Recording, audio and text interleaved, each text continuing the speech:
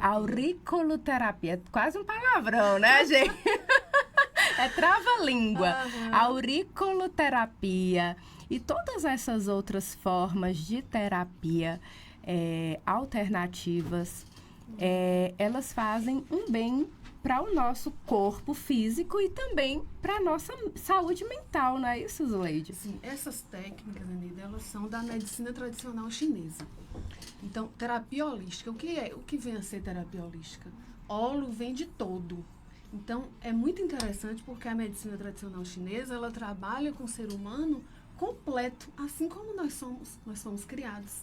Não só o físico, como o nosso físico, a nossa alma e o nosso espírito. Então, é como harmonizar essas três esferas para que a gente possa ter uma vida plena, uma vida mais tranquila, um bem-estar. Mais saudável, Isso. né? Zuleide, mas eu fiquei um pouco, assim, curiosa, porque, para quem não sabe, a Zuleide, ela é uma, como que fala? Empresária, né? Uma empreendedora de sucesso. Ela tem a marca das pipoquinhas mais famosas de Conquista, que eu amo, sou viciada, né? A Pop Croque, que é uma pipoca gourmet maravilhosa. Mas aí a Zuleide decidiu, além de investir nas pipoquinhas, investir nas terapias. Como que foi que aconteceu isso? Como foi que você teve esse desejo por desenvolver esse trabalho com terapias? Assim, as pessoas até ficaram meio assim, sem saber, né, quando eu lancei agora. Só que isso é de muito tempo. Há 18 anos atrás é que eu tive meu primeiro contato com as terapias. Eu iniciei os estudos nas terapias porque sempre, desde a adolescência, quando eu tinha 17 anos, que eu tinha interesse pelo comportamento humano. Então eu me questionava muito por que a pessoa se comporta dessa forma. Por que ela age assim? E eu me questionava sobre os meus comportamentos. Eu queria entender. E aí me perguntavam o que eu queria fazer, o que eu queria ser. E eu falava, eu queria trabalhar na área, alguma área com a mente humana, para tipo ajudar psicologia, né? Psicologia, naquela época não tinha, era muito difícil. E aí eu fui por outros caminhos. Até que veio a oportunidade para que eu começasse a estudar. Tive a oportunidade de ir para Salvador, começar a estudar as terapias holísticas. Fui para a feira, fiz alguns outros cursos, especializações. E aí decidiu. Apaixonei. Trabalhei um tempo na área, fiz trabalhos voluntários, que foram experiências maravilhosas.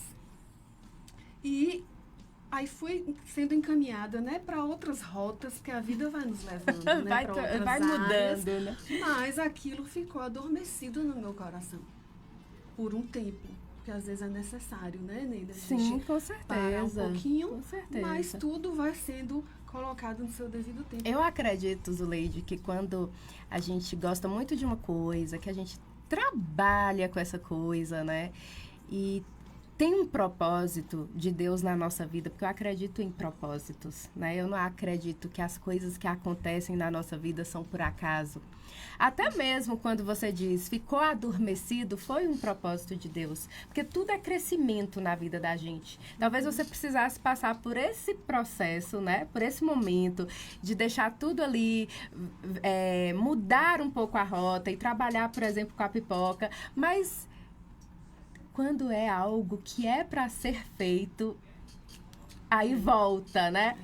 Eu digo assim, Deus é tão perfeito, tão maravilhoso, que Ele sabe o que tira, o momento que tira e o momento que traz. De volta, então, é verdade. Ele espera, às vezes a gente questiona, duvida, reclama, mas a gente não está preparado naquele momento. E Ele sabe quando a gente vai estar preparado. A gente precisa passar por um processo. Eu passei por um processo.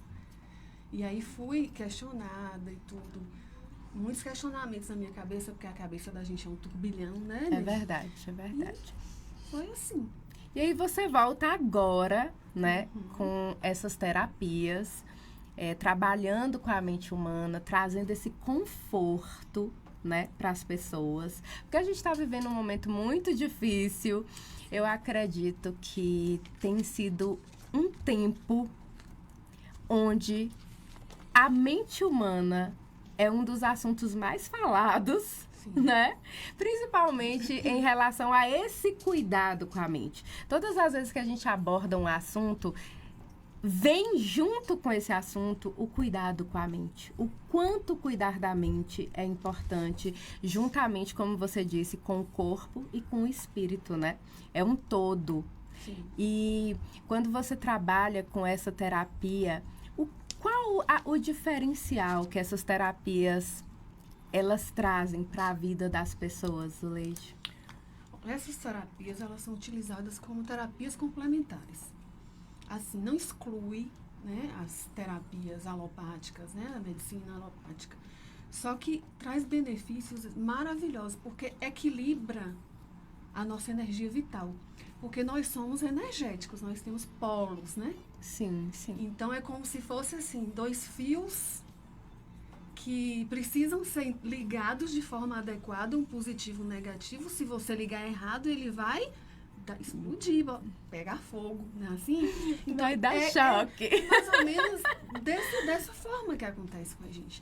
Então, esse desequilíbrio aí energético gera vários distúrbios na gente, emocionais. Então, quando você fala, né, sobre essa questão de trazer esse equilíbrio energético, e aí você usa esse exemplo dos fios, né, para que eles não venham dar curto-circuito, que a gente fala, isso. é como se fosse um fio terra. Você puxa ali um fio terra para dar esse equilíbrio. A terapia seria esse fio terra, né? E o que você faz exatamente dentro dessas terapias? Quais são os tratamentos que você oferece? Sim. Eu vou falar um pouquinho primeiro da auriculoterapia. É uma terapia muito interessante e apesar de ser muito antiga, porque são técnicas milenares. Mesmo assim, tem muita gente que não conhece. E aí, me questionaram muito, o que é isso? O que é a auriculoterapia? Eu conheço há muitos anos, trabalhei muito tempo com isso e gosto muito. A gente imagina que muitas pessoas conhecem.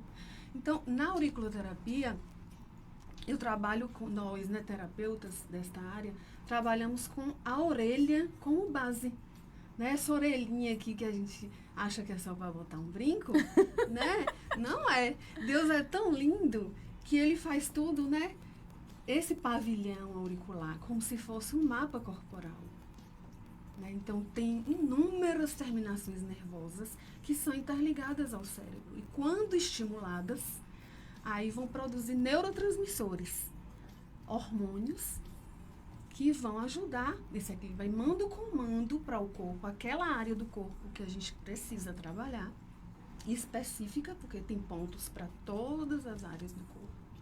E a parte emocional, e aí isso vai se ajustando. E esse tratamento ele é montado individualmente, né? Porque cada um precisa. Tem uma necessidade, né? Específica. Zuleide, quando essa técnica seria comparada à técnica da acupuntura? Sim, sim. É uma técnica, a gente pode até chamar de acupuntura auricular. Ou auriculoacupuntura. Porque ela é trabalhada na mesma linha da acupuntura corporal. Sim. Só que a gente usa somente a orelha. A metodologia é bem parecida. A gente mapeia a orelha. Inclusive, eu trabalho com esferas, sementes, agulhas semipermanentes e agulhas sistêmicas, que é a acupuntura auricular. E essas agulhas semipermanentes, como que funciona isso daí? Elas são agulhas de aço, minúsculas. Parece um brinquinho de bebê, bem pequenininho. São marcadas, então ela penetra de 1 milímetro a 1,5 milímetro na orelha. E ali ela vai ficando estimulando. Então, ela fica na orelha. Quando você faz a terapia, você implanta essa agulhinha. Sim. E ela vai ficando ali por um tempo. Por um tempo. No caso da agulha. Porque sim, quando o paciente tem problema com a agulha, assim, gente que é muito sensível. Então, até isso a gente tem que ter o cuidado para respeitar a sensibilidade do paciente. Então, se ele tem algum problema com a agulha, tem muito medo, eu utilizo as sementes ou as esferas, as esferinhas de aço, tem de prata, de ouro, de cristal. E aí a pessoa vai fazendo essa estimulação. Aí Muito tem a interessante. responsabilidade e a participação do paciente ali, porque ela vai ter que ficar fazendo Segurando as pressões. E aí e... tem toda uma recomendação que a gente passa para o paciente. E essa terapia, ela é feita lá no seu consultório? Sim, lá no espaço terapêutico. No seu espaço terapêutico. Isso. E aí, depois que você implanta, você retira, o paciente volta para casa sem a agulhinha. A semipermanente, ele vai para casa com ela. Ah, então na semipermanente você realmente vai ser por um tempo, né? Por um tempo. Ela vai, aí tem as recomendações. Quantos dias vai ficar com essas agulhinhas na orelha? Isso também depende da necessidade do paciente. As sementes também, elas vão ficar, caso utilize as sementes, vão ficar por um tempo. Por um período. A sistêmica, eu utilizo no No consultório. Aí tem um tempo ali de estimulação e já vai agir. E aí a gente pode associar com outro tipo de terapia, tipo a auriculoterapia com a reflexologia podal. A reflexologia podal, ela é aquela que tem... Como que fala assim? Você olha para o pé como se fosse um mapa do seu corpo. É isso? Exatamente. Que tem ali os órgãos, cada ponto do seu pé estimula um órgão vital. Exatamente. E aí, quando você vai manipulando aquelas áreas, ela vai refletindo lá no órgão, é isso? É espetacular. É espetacular. Porque tem pacientes que às vezes a gente vai... Eu já passei por isso com o paciente. A gente estimula um pontinho ali. Por exemplo, do quadril. A pessoa estava com problema no quadril, muita inflamação. Você está estimulando aqui e a pessoa sente um choque lá no quadril. Então, é incrível. Que interessante, né, gente? Deus é muito perfeito, né? Quando Ele cria o homem, né? Ele faz tudo muito perfeito. Porque quando você fala da orelha, na orelha também tem esses pontos relacionados aos órgãos vitais, é isso? Ou é só com relação a questão neural? Na orelha é só neural? Como que funciona? Tem a questão neural, né? Porque a nossa orelha, como eu te falei, tem várias terminações nervosas, ela é bem irrigada. E a orelha também é um mapa corporal. Então, é mapeado, tem todos os pontos. Tem mais de 100, bem mais de 100. Porque antes tinham descoberto, né, menos pontos. Depois vai passando, né, e vão se descobrindo outros pontos, agregando ali. Hoje tem bem mais de 100, eu não sei especificar agora, mas são muitos. E é, assim, incrível como é que o efeito, o resultado nessa técnica dos pacientes. E além dessas duas terapias, você trabalha, né, com outro tipo de terapia lá no seu espaço? Sim, eu tenho o toque terapêutico também, que é uma técnica que utiliza pressões em pontos do corpo para estimular essa energia vital, também para harmonizar a energia vital e para dores locais, pontuais. Então, eu trabalho tanto pontuais, às vezes a pessoa fala, eu tive uma lesão, como eu atendi uma paciente ontem, uma lesão no ombro, por conta de exercício repetitivo. E aí estava muito inflamado e tal. Aí eu fui fazer esse tratamento, estou acompanhando no local. Só que eu não trato só aquilo. Durante aquela sessão ali, a gente faz a anamnese e aí você já trabalha essa parte emocional. Porque a pessoa vai ficar mais confortável. Até para ela se colocar à disposição para fazer esse tipo de tratamento, ela tem que estar bem. E aí a gente precisa ter esse olhar, né? Essa sensibilidade. Então você trabalha tanto com a questão do físico quanto com essa questão do emocional. Você tem também esse atendimento de conversar, de trazer ali a dor daquela pessoa, né? E trabalhar nessa dor, não só no corpo físico, mas também orientando, conversando. Sim, sim. Muitas vezes, Eneida, a pessoa chega, tá tão agoniada, estressada, aquele turbilhão, e a gente sente. Já entra assim, a pessoa tá com dor e ela precisa falar. Ela quer conversar para aliviar. Não é só aquela dor física. Eu tô com dor no joelho, eu tô com o joelho inflamado. E aí a pessoa começa a falar de várias coisas, de problemas do dia a dia. Sim. E aí a gente precisa ter esse acolhimento, essa escuta ativa. Sim. Zuleide, você acredita que, por exemplo, assim, você trabalha com essas dores do corpo, essas dores corporais. Você acredita que as dores emocionais, elas refletem no corpo? Eu digo, assim, por exemplo, tem gente que tem uma dor no joelho e ela acredita que seja uma dor física no joelho. Mas essa dor pode ser uma dor emocional que está refletindo nessa área do corpo. Eu te falo uma coisa, a maioria das dores físicas, doenças ou dores pontuais em locais específicos, estão relacionadas à parte emocional. A grande maioria. É muito raro você ter algum problema físico que não esteja. Claro que existe, né? Principalmente quando tem algum acidente ou algum problema relacionado Sim, a outra às coisa, vezes a pessoa teve né? uma queda, às vezes a pessoa aconteceu algo para trazer essa dor, né? Mas se a dor é uma dor que ela não sabe explicar, geralmente tem a ver com o emocional dela. 90%. Outro dia eu conversei, né, com uma terapeuta também. E no trabalho dela, ela dizia assim que algumas dores do nosso corpo, às vezes, têm a ver com emoções, com problemas emocionais que não foram resolvidos, né? Então, por exemplo, se a sua dor está refletindo no seu braço, às vezes tem a ver com um problema que é entre você e sua mãe, que não está sendo resolvido, e essa dor reflete no braço. E assim, vários outros pontos do corpo, porque hoje a gente tem visto vários tipos de terapia, né, Zuleide? Sim. De estudos científicos que têm aberto esse leque para o entendimento desses tratamentos e dessas dores que acontecem na nossa vida.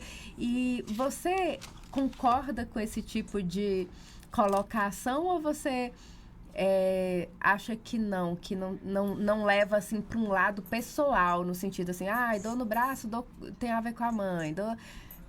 Tem a ver. Tem tudo a ver.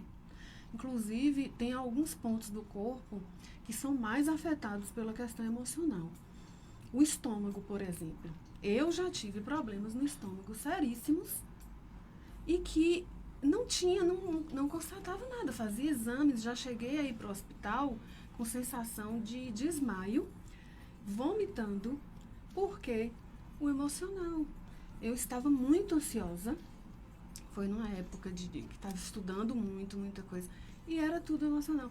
As doenças de pele, dermatite, psoríase, essa dermatite atópica, são relacionadas ao emocional. E a gente sabe também que o estômago é considerado o segundo cérebro, né? Então, às vezes, eu estava vendo um postzinho falando que no nosso estômago tem mais de 500 mil neurônios, 500 mil neurônios, né? E o nosso cérebro, mais de 80 bilhões. Né? E depois, em terceiro lugar, o coração, que tem 40 mil neurônios, mais ou menos. Então, o cérebro, o estômago é considerado o nosso segundo cérebro. No caso, o intestino. O intestino seria seria o terceiro?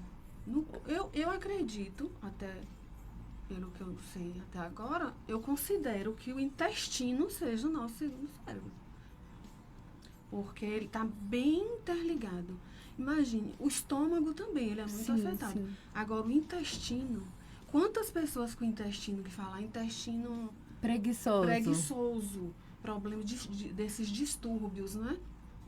afeta demais o intestino. Ele está totalmente Ligado ao os cérebro. comandos ali. Então, é afetado.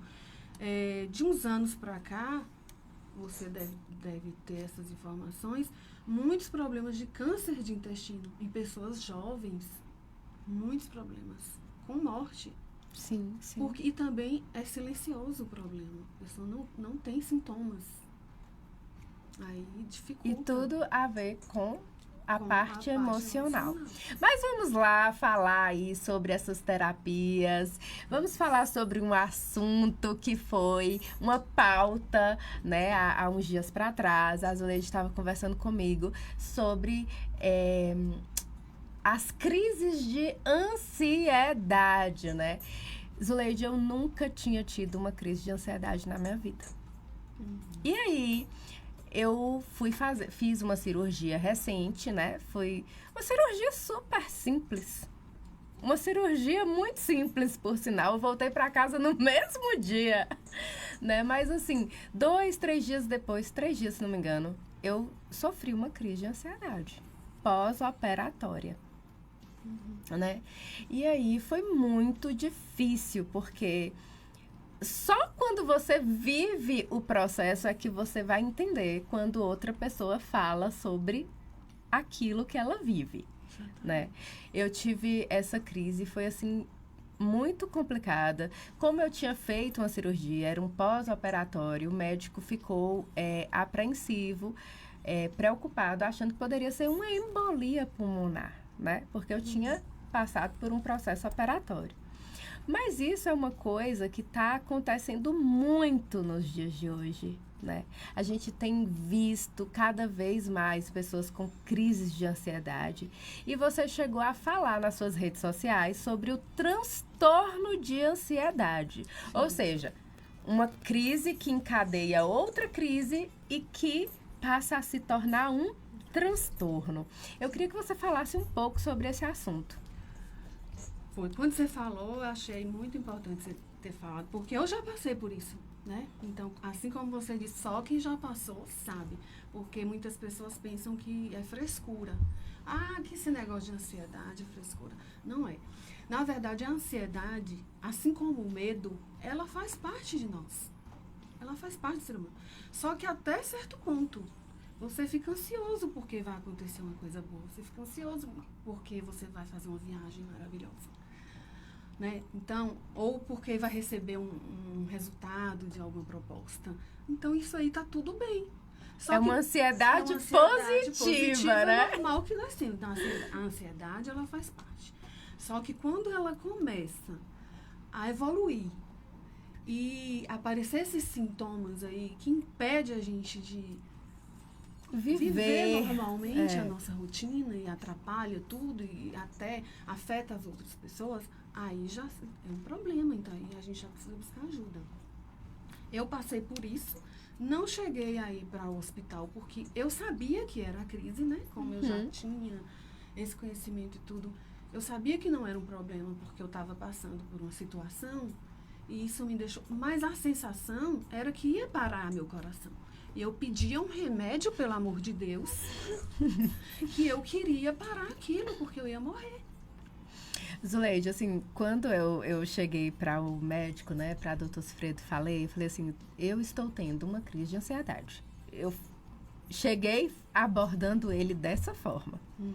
Mas ele disse assim, Neida, me fale o que você está sentindo, os seus sintomas. Então, eu falei, eu sentia uma pressão no peito, como se eu não tivesse ar.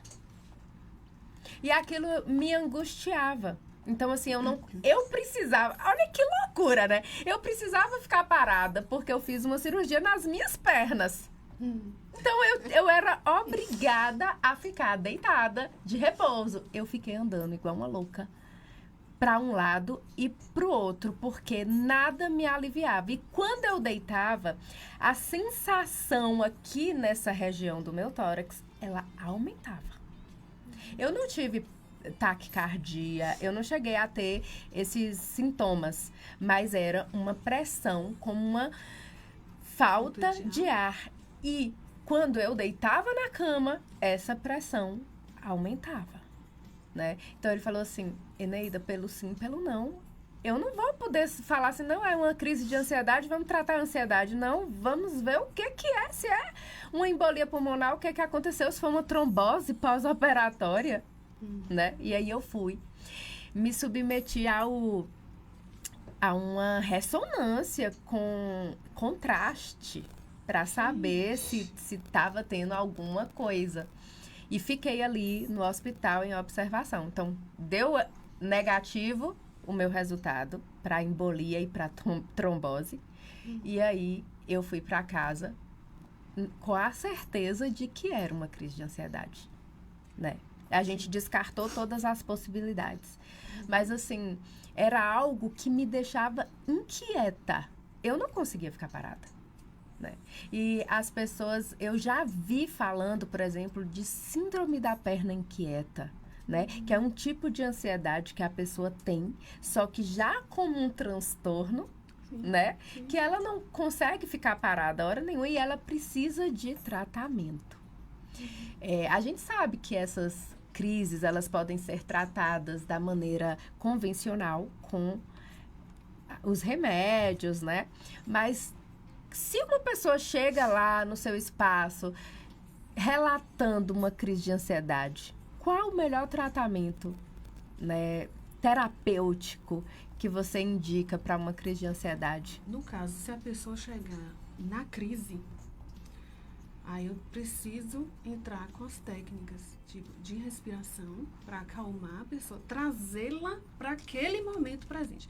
Quando a gente passa por essa questão da crise, você não está ali no momento presente. É como se tivesse um turbilhão ali, você está lá na frente, você está preocupado. A respiração, a gente precisa puxar o oxigênio e liberar o gás carbônico. Quando a gente começa a fazer essa alteração, e o que a gente faz? Você respira pela boca. Vira uma confusão, porque seu cérebro não entende mais o que você está fazendo. Você está puxando ali e você está liberando. Então, isso aí causa esses efeitos. Os efeitos da falta de ar. Porque eu cheguei a fazer. Eu cheguei a fazer os exercícios respiratórios de inspira, segura, respira, né? Sim. Eu cheguei a fazer, mas não estava sendo suficiente naquele momento. Porque você já estava numa crise muito forte. E realmente não passa assim rápido, não é assim. Tem um tempo ali. A crise, ela pode durar mais de um dia? Dias, assim? A pessoa em crise por mais de um dia? Nesse estado aí, não. Ela dá uma diminuída. Já houveram casos de pessoas com crise de ansiedade que foi para o hospital e precisou ser internada. Né? Porque estava muito, muito grave. E a pessoa fica... O medo é tão grande que esse medo aumenta os sintomas. Então, por isso, a respiração muda, aí vem taquicardia, falta de ar por conta da respiração inadequada e o medo. Aí você tá com medo porque você vai morrer. Aí você entra em pânico. Aí vão gerando vários outros sintomas no corpo inteiro. E aí, às vezes, porque preciso... vai liberando uma carga energética pela corrente sanguínea, né?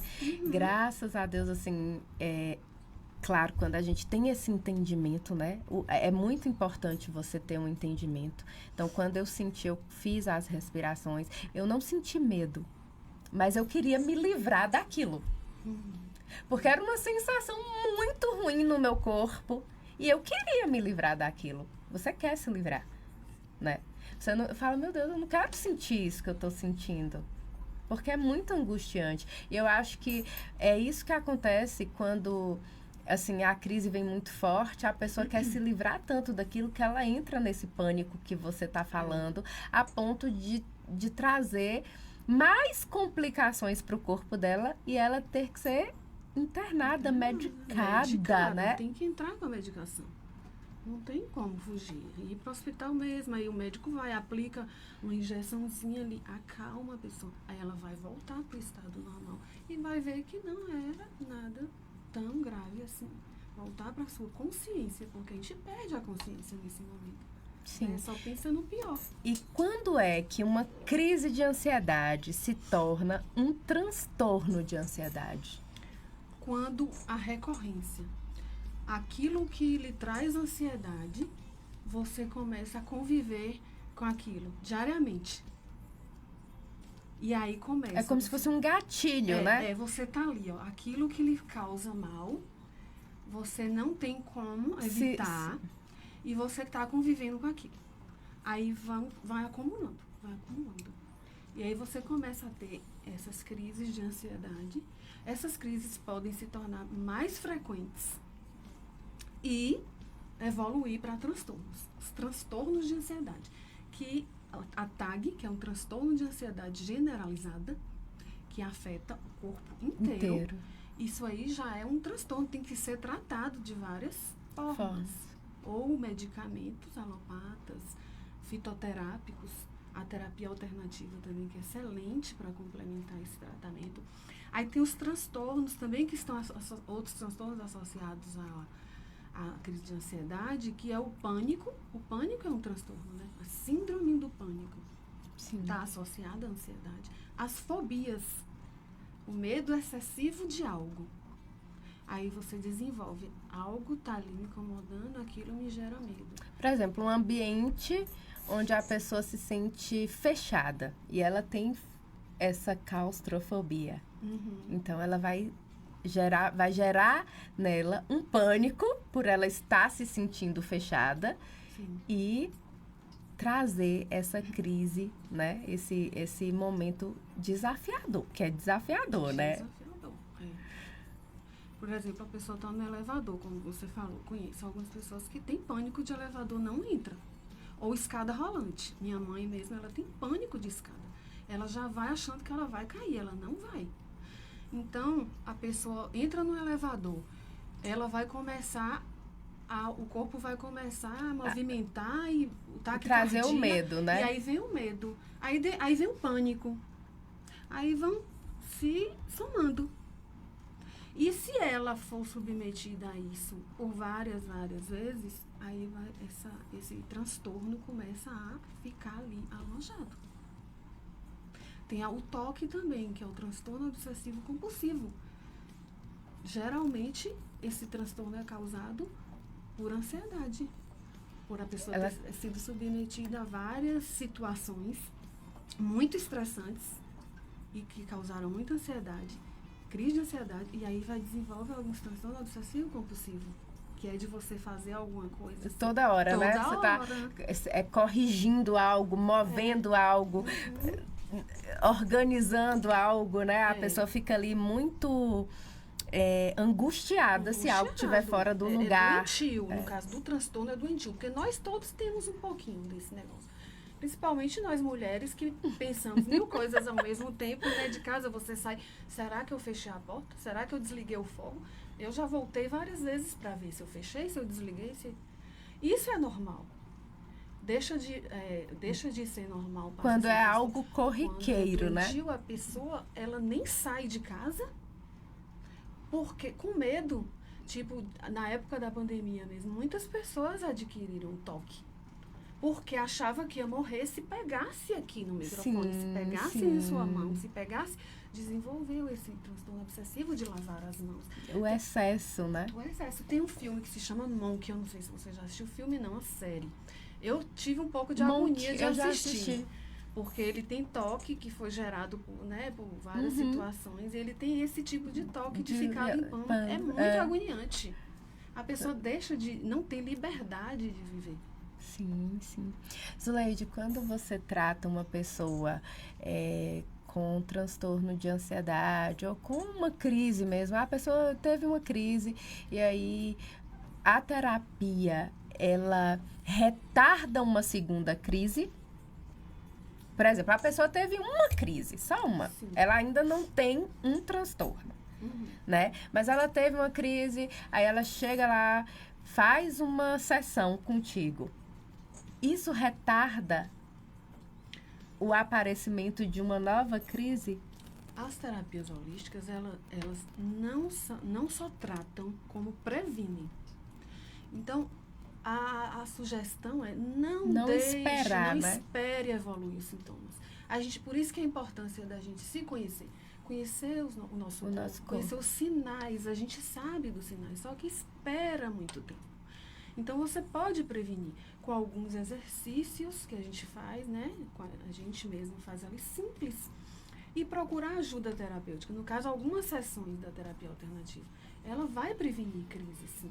Porque vai equilibrar essa energia vital do corpo que a gente precisa.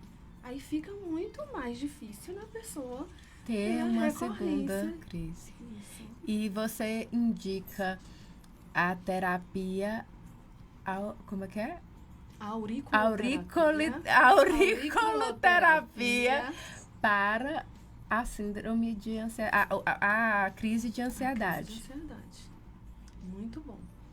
Tanto para prevenir, quanto assim, o pontual. Para remediar, mesmo, né? A pessoa tá ali chorando, no pânico, e aí você vai com o aromaterapia também eu utilizo. Sim, eu os também. óleos essenciais que você bem conhece, os benefícios maravilhosos que tem, eu utilizo no dentro da sua... Porque já vai ali amenizar, né, aquele cheirinho e os efeitos que causam ali no corpo para acalmar a pessoa.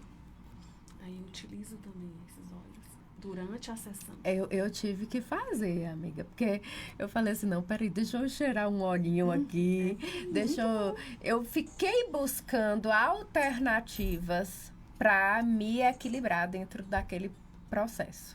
Eu fiquei buscando alternativas.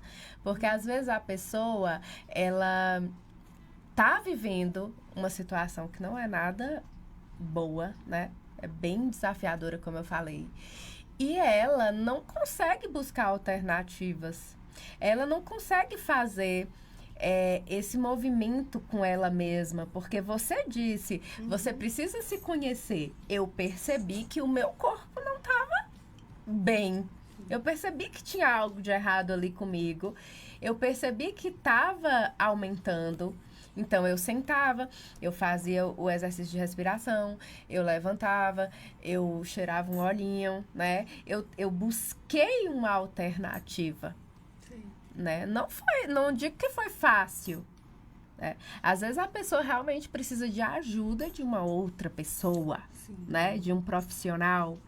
Às vezes a pessoa precisa da ajuda de um medicamento, né? Porque vai depender de cada pessoa, né? Como você falou, durante a anamnese você vai perceber a necessidade de cada uma dessas pessoas que chegam até você e vai criar um protocolo para ajudar essa pessoa a resolver esses problemas emocionais. Não é verdade? Então, pode ser que não seja somente a auriculoterapia, mas você monte um protocolo onde você vai usar várias ferramentas ali para ajudar essa pessoa. Isso. A associação de técnicas respeitando o paciente, respeitando a individualidade dele, as necessidades dele. Então, por isso que é importante ouvir e você fazer essas anotações. No primeiro momento, eu faço essa avaliação e já aplico uma técnica base ali. E aí a gente vai acompanhando e monta um protocolo específico, que eu digo que é individualizado. Eu acho importantíssimo. Acho que o ser humano ele tem que ser tratado assim. Individualizado e um atendimento humanizado. Sim, sim. Com certeza. Com respeito, com amor, esse olhar acolhedor. Cada um tem, né, seus problemas, seu histórico de vida, suas dores. E a gente precisa estar atento e ter esse cuidado com as pessoas. Né? E sem julgamento, né, Zuleide? Porque às vezes a pessoa ela deixa de buscar ajuda por medo do julgamento.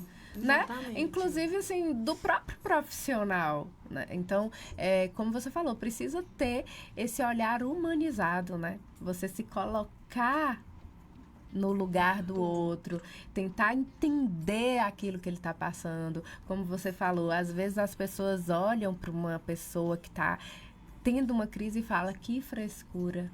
né? E às vezes a pessoa que está vendo a outra ter a crise, ela estimula para que a crise aumente, né? As críticas. Com as críticas, com sei lá, comportamentos, né? Gritos, alguma coisa. Ou reduzir a importância daquilo que a pessoa está sentindo.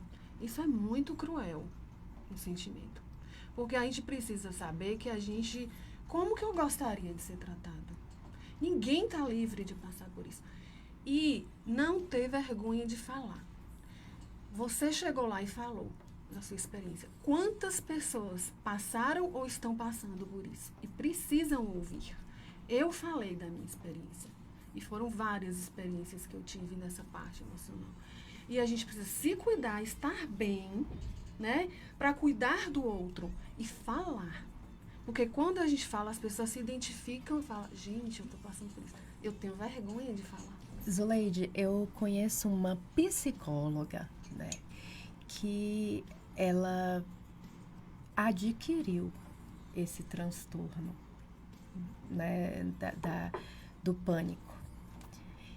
E às vezes, por ser um profissional da área, é muito criticada, né? Por conta de como que você vai me tratar se nem você consegue viver bem, né?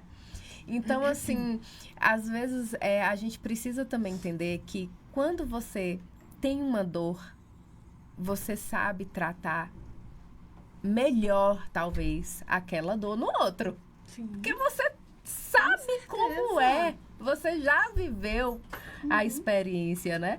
Então, assim, você não vai olhar para o outro e falar, não, isso é frescura. Você vai entender cada movimento que ele faz, cada situação ali que ele está passando e vai falar, não, eu posso fazer isso ou aquilo, né? Para te ajudar.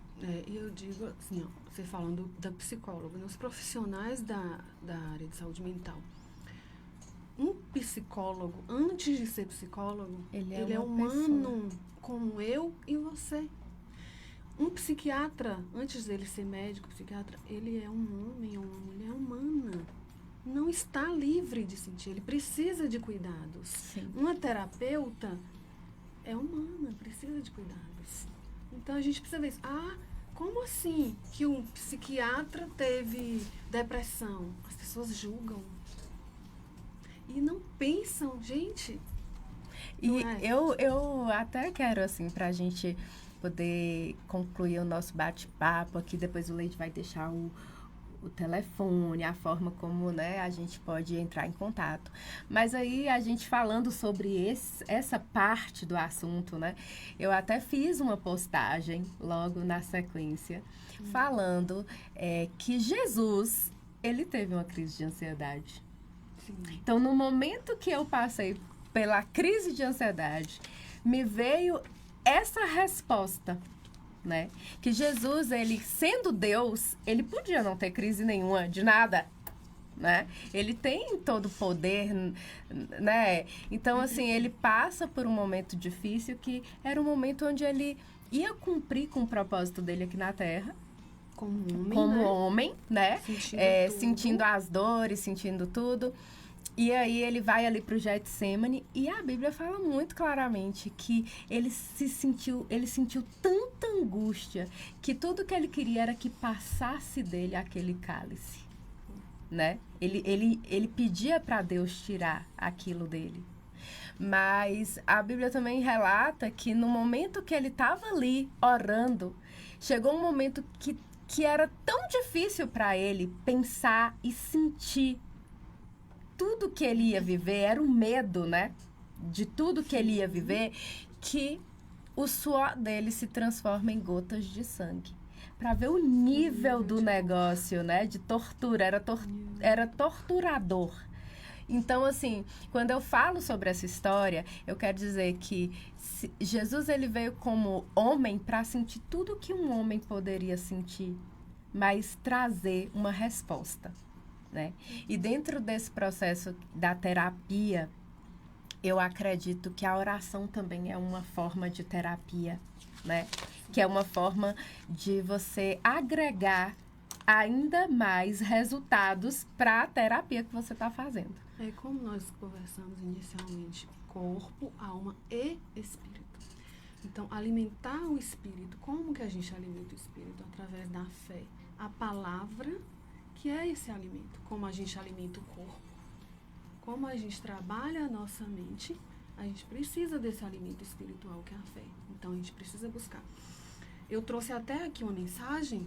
Sim, pode falar. Para as pessoas que eu convivo com essa mensagem há um tempinho. Já levei para algumas pessoas essa mensagem para ajudar, para encorajar, que é a carta de Paulo a Timóteo, em 2 Timóteo 6,7, onde ele fala, né, para Timóteo, através da imposição das minhas mãos, né, eu te encorajo, porque ele estava dizendo assim, você já recebeu os dons. Sim, porque Deus não nos deu espírito de covardia, mas de coragem, de amor e de equilíbrio. Então, isso aqui é para nós. Sim. Então, ele já nos deu esses dons. E ele quer que a gente tome posse através do Espírito Santo, que habita em nós. Sim. Então, o que eu sugiro para as pessoas? Pensem nisso. Nós temos esses dons e que nós sejamos esses instrumentos para encorajar as outras pessoas para se equilibrar. E dizer, você pode, você consegue, porque você foi criado para vencer, para conquistar, para levar amor. Né? Ou seja, existe cura, né? Falando de modo espiritual, existe uma cura para o nosso corpo físico, para o nosso emocional, né?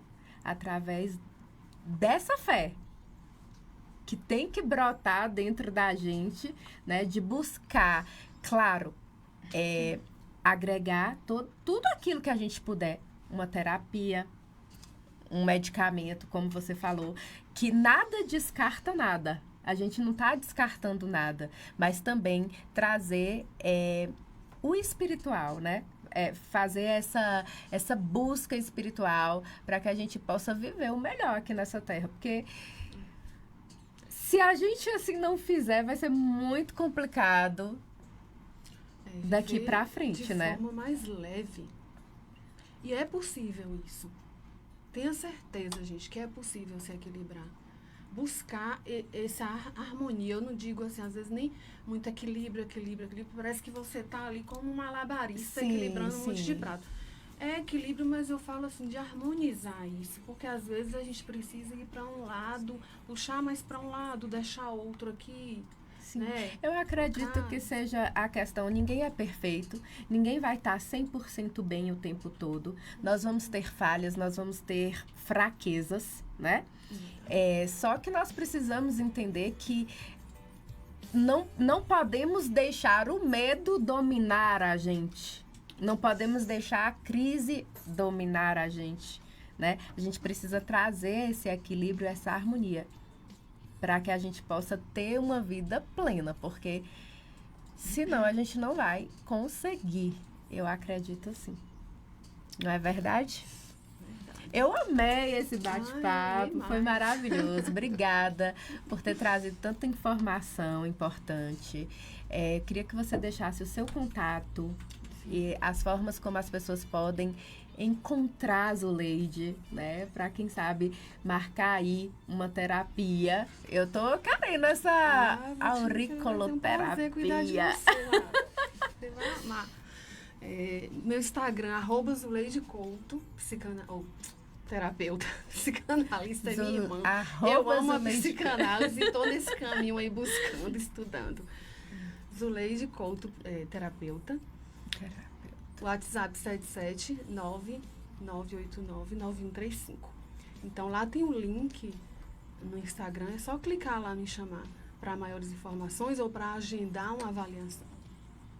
E essa avaliação, onde que é que você atende, Zuleide? Eu tô com espaço terapêutico lá no Alphaville. E aí eu estou vendo uma parceria com outra clínica que brevemente eu vou anunciar, porque às vezes essa logística aí, né, para facilitar para algumas pessoas. Sim. E também algumas pessoas com comorbidade, que tem alguma limitação, tipo idoso, eu já atendi Em casa, domicílio. Isso. Muito Aí bom. tem essa opção também, né, caso a pessoa precise. Ótimo, maravilha. Gente, muito obrigada pela audiência de vocês. Até o próximo Crescer e Brilhar. Um beijo no coração. Obrigada, Zuleide.